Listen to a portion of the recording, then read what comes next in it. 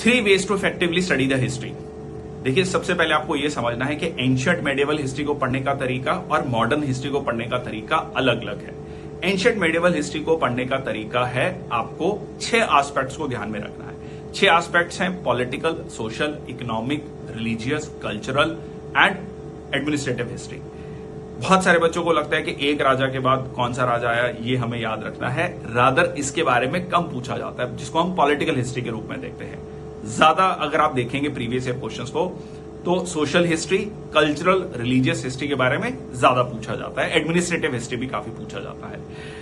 Modern history को पढ़ते वक्त आपको एक्शन और रिएक्शन की थ्योरी में ध्यान रखना है। देखिए, एक्शन है जो कि ब्रिटिशर्स के द्वारा लिया गया किसी पर्टिकुलर कोई एक्शन, और उसका रिएक्शन क्या आया by the different sections of Indian society, B it ruling class, B it intelligentsia, B it middle class, आपका पीजेंट्स, ट्राइबल्स।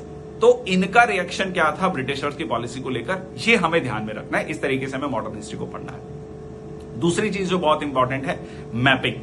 जी हां, हिस्ट्री में मैपिंग भी बहुत इंपॉर्टेंट है। आपको साथ साथ में मैप्स को बहुत ध्यान से देखना है। स्पेशली अगर हम बात करें ऑक्सफोर्ड एटलस को, आप देख सकते हैं ऑक्सफोर्ड एटलस में पेज नंबर 62 to 65 है, जिसमें मैपिंग बहुत अच्छे से दिया है। इससे आपकी एक पिक्टोरियल मेमोरी बनेगी।